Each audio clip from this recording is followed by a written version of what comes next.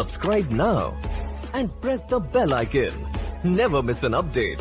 सूत्रों के मुताबिक मोदी जी ने नया मास्टर स्ट्रोक मार दिया है। इस मास्टर स्ट्रोक में मोदी जी ने राजीव गांधी खेल रत्न का नाम बदलकर माननीय मेजर ध्यानचंद जी के नाम पर रख दिया है, जिन्होंने हमारे देश के लिए 1928, 1932, 1936 के ओलंपिक में हमारे देश को गोल्ड मेडल जिताया था। और हॉकी खेल में सबसे ज़्यादा जो कंट्रीब्यूशन रहा है और भारत के सबसे बड़े खिलाड़ियों में से उनका नाम लिया जाता है। तो ये मोदी जी का एक बहुत अच्छा स्टेप था और मज़ा आया।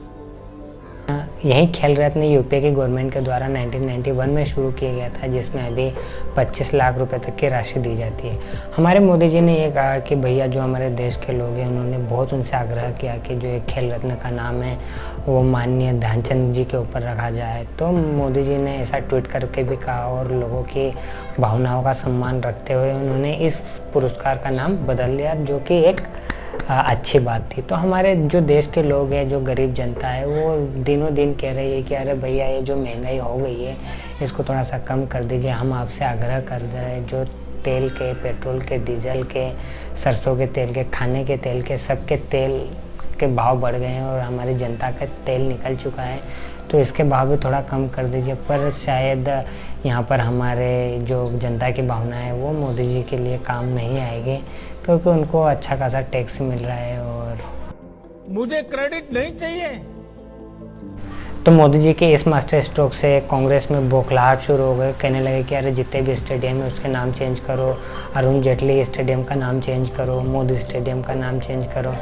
तो अरे भैया जो गांधी परिवार और जो कांग्रेस के नेताओं के नाम पर जो स्टेडियम है, यूनिवर्सिटीज़ है, स्कूल है, रोड है, सड़कें हैं, पुरस्कार है, मतलब तो उनके कभी नाम लेना तो 10-10 एपिसोड के 3-4 सीज़न की कोई एक वेब सीरीज़ बन सकती है। तो उनका नाम चेंज कर दीजिए, तो अपने आप इधर नरेंद्र मोदी स्टेडियम और अरुण जेटली स्टेडियम का नाम भी चेंज हो जाएगा और ज़्यादा बौखलाहट कांग्रेस में शुरू हो सकती है। तो मोदी जी थोड़ा जो हमारे स्पोर्ट्स फेडरेशन और स्पोर्ट्स अथॉरिटी के जितने भी इंस्टीट्यूशन हैं उनसे आप बात कीजिए और उनका नाम बदल दीजिए, तो ये बहुत मेहरबानी होगी।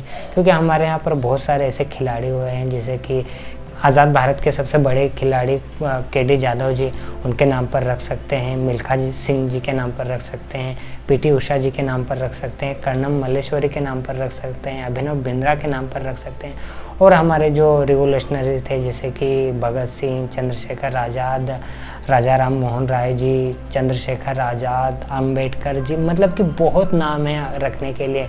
पर नहीं, हम बीच में कहाँ राजनीति घुसड़ देंगे कि हमको कहीं ना कहीं कुछ पॉलिटिकल फ़ायदा हो जाए, इसलिए मोदी जी के नाम पर रख दो, राजीव गांधी जी के नाम पर रख दो, संजय गांधी के नाम पर रख दो, इंदिरा गांधी के नाम पर रख दो, नेहरू जी के नाम पर रख दो, बात खत्म। तो अगली खबर पर बढ़ते हैं कि आपको आपके घर के सामने अच्छा सड़क रोड चाहिए, क्या आपको सरकारी हॉस्पिटल में अच्छी सुख सुविधाएं चाहिए, क्या आपको साफ पीने का पानी चाहिए, क्या आपको सरकारी स्कूलों में अच्छी शिक्षा चाहिए, सुख सुविधाएं चाहिए कि सरकार आपको मुहैया करवा पाए, तो आपको ओलंपिक में या तो गोल्ड मेडल जीतना पड़ेगा या सिल्वर मेडल या ब्रॉन्ज मेडल, ऐसा। क्योंकि जो हमारी सरकार है वो तभी काम करती है तब जब आप ओलंपिक में कोई मेडल जीत के लाओ, तभी आपके यहाँ पर आपके गांव में, आपके शहर में सड़क बनेगी। वरना कभी आप आम नागरिक है तो आपको ये जो भी सुख सुविधाएं पानी की, शिक्षा की, स्वास्थ्य की, ये नहीं मिल पाएगी। तो आप गवर्नमेंट को gold medal, silver medal, bronze medal ला के दीजिए और गवर्नमेंट आपको सड़क देगी, पानी देगी और शिक्षा और स्वास्थ्य की सुविधाएं उपलब्ध करवा देगी। तो हमारी जो लवलीना बहन जी है, जो बॉक्सिंग में मेडल जीती है, तो उनके साथ ही जो उनका रेसिडेंट वाला रीजन है, वहाँ पर अब हमारी जो सरकार है, जो हमारे टुच्चे विधायक हैं, जो हमारे पार्षद हैं, वो अब उनके यहाँ उनको मिलने जाएंगे, तो वहाँ पर अब सड़क बननी शुरू हो गई है। तो ये महान देश की महान कथाएं हैं।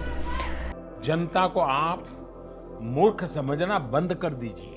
अगली खबर मध्य प्रदेश के मंत्री जी की है। मंत्री जी ने कहा है कि जो अभी महंगाई चल रही है भारत में, सिलेंडर की, तेल की और पेट्रोल डीजल की, तो इसके लिए जो अभी की करंट हमारी गवर्नमेंट है ये बिल्कुल भी जिम्मेदार नहीं है।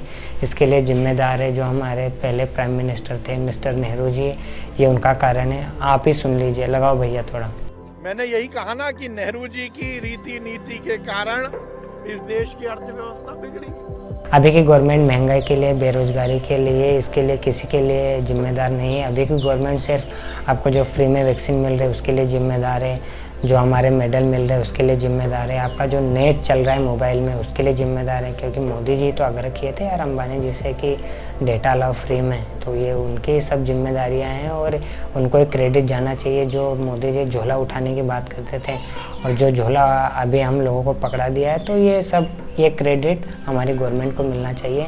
और कभी आपके साथ कुछ बुरा हो रहा है या आपके लोगों के साथ हो रहा है तो इसके लिए आप बिल्कुल गवर्नमेंट को दोष नहीं दे सकते। आपको कभी दोष देना है तो आप विपक्ष को दीजिए, या जो हमारे भूतपूर्व की सरकारें थे उसको आप ब्लेम कर सकते हैं कि वो फलाना ढिमकाना प्रधानमंत्री या फलाना ढिमकानी सरकार इसके लिए जिम्मेदार है। अगली खबर भी ओलंपिक से ही है कि हमारे देश की महान खिलाड़ी और भारत की पहली महिला खिलाड़ी जिसने हॉकी में हैट्रिक मारी है, वंदना कटारिया जी, उनके साथ बदसलूकी की गई है, उनके घर वालों के साथ बदसलूकी की गई है। क्योंकि जो कुछ बड़े बुद्धि वाले लोग, कुछ बुद्धिजीवी लोग और आंदोलनजीवी लोग जिनका दिमाग और भेजा बड़ा होता है, जब हमारे देश के टीम हार गई ओलंपिक मैच में सेमीफाइनल में, तो उनके घर के सामने जाके कुछ लोगों ने उनको जातिगत अपशब्द कहे, उनके घर वालों को प्रताड़ित किया। तो ऐसे हमारे लोगों ने, जो हमारे खिलाड़ी हैं, उनको ऐसा ढांढस बताया, जबकि जो हमारे लोग हैं वो तो ओलंपिक में जाके आसानी से गोल्ड मेडल जीत सकते हैं, पर वो जाते नहीं। उनका एक ही काम रहता है कि जो कुछ लोग हैं तो उनको गालियाँ दे दो और जातिगत गालियाँ दे दो, उनका नाम खराब कर दो, तो इनसे उनको बड़ी ताकत मिल जाएगी और जो 1000-3000 साल से जो परंपराएं चली आ रही है वो चलती रहेगी और उनका नाम रोशन हो जाएगा। तो ये भैया ने ऐसा स्वागत किया। और जो हमारे देश के बड़े बड़े खिलाड़ी हैं वो इसमें कोई सामने नहीं है। और जो हमारे सो कॉल्ड हीरो माने कि जो हमारे अदाकार, एक्टर वगैरह थे, वो इनमें से भी कोई सामने नहीं आया और किसी ने इनको डिफेंड नहीं किया। वही पिछले साल का जो ब्लैक लाइव्स मैटर का जो मूवमेंट था और जो यूरो का था, वहाँ पर भर भर के लोगों ने ट्वीट किए थे कि अरे रेशियल डिस्क्रिमिनेशन नहीं होना चाहिए।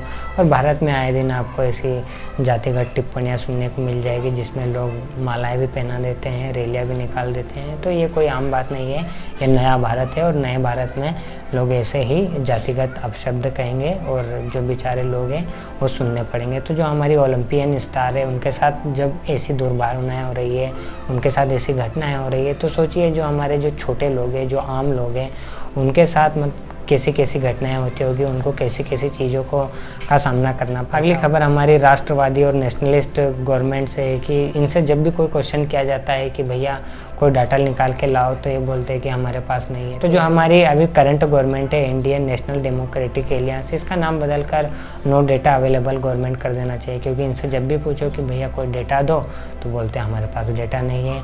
कि ऑक्सीजन से कितने लोगों की डेथ हुई, तो बोलते हैं नहीं डेटा है। कितने लोग मैनुअल स्क्रीनिंग में मरे गए हैं, पता नहीं कितने लोग मरे हैं। कितने लोग फार्मर प्रोटेस्ट में मर गए हैं, तो गवर्नमेंट बोलते हैं अरे हमको क्या पता, कोई डेटा हमारे पास नहीं है। पिछले साल के लॉकडाउन और माइग्रेंट क्राइसिस की वजह से कितने लोग बेरोजगार हो गए, हमको नहीं पता। माइग्रेशन की वजह से कितने लोगों की डेथ हुई, नहीं पता। अरे तो डेटा किसका है तुम्हारे पास? ये जो व्यापारी लोग और जो कॉरपोरेट वाले लोग तुमको चंदा देता है, बस उसका ही डेटा है, कोई और भी डेटा है? मोदी जी के PR के लिए तो तुम भर भर के इतना बड़ा फोटो छाप देते हो कि अरे भैया मोदी जी ने ये करवा दिया, थैंक यू मोदी जी। सुबह मैंने बटन लगाना सीख लिए, थैंक यू मोदी जी। घड़ी में टाइम देखते आ गया, थैंक यू मोदी जी। मैंने बटन ऑन करके लाइट जला दिया, थैंक यू मोदी जी। वो चश्मे से दिख रहा है, थैंक यू मोदी जी। आज सुबह सूरज उगाया, थैंक यू मोदी जी। शनिवार के बाद संडे आ गया, थैंक यू मोदी जी। कितना थैंक यू मोदी जी यार, कितना थैंक यू। मोदी जी का काम ही है कि वो प्रधानमंत्री है और उनको 24 घंटे काम करना चाहिए तो कर रहे हैं मोदी जी।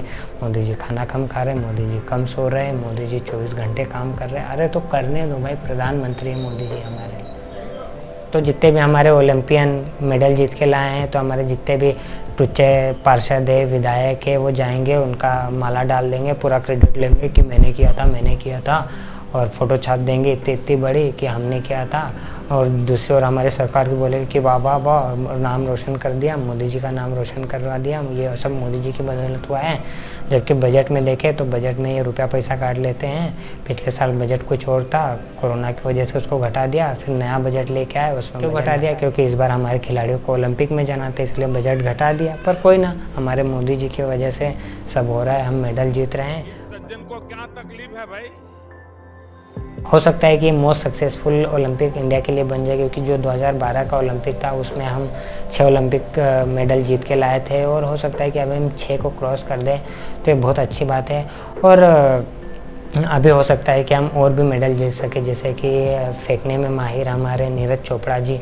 मैं मोदी जी की बात नहीं कर रहा हूँ, मोदी जी जाते ना तो बहुत जीत के ले आते, गोल्ड मेडल ही लाते हो फेंकने में। चाहे वो चक्री फेरना होती जिसमें हमारी कमलप्रीत बहन हार गई, और नीरज चोपड़ा भाई जो अभी खेल रहे हैं, तो हो सकता है कि वो मेडल जीत लाए। पर हमारे मोदी जी जाते ना और कभी वो उनको एक फेंकने का मौका देते, तो वहाँ पर टोक्यो में जितने गोल्ड मेडल रखे हैं सब हमारे मोदी जी के नाम पर होते हैं, और पूरे देश में मोदी जी की फ़ोटो लगी। शुक्र मनाइए कि मोदी जी ओलंपिक विलेज में नहीं गए, वरना ये जो China, great Britain, America, Japan वगैरह है ना, इनके मतलब मोदी जी एक ही बार फेंकते और सारे मेडल हमारे देश के हो जाते हैं।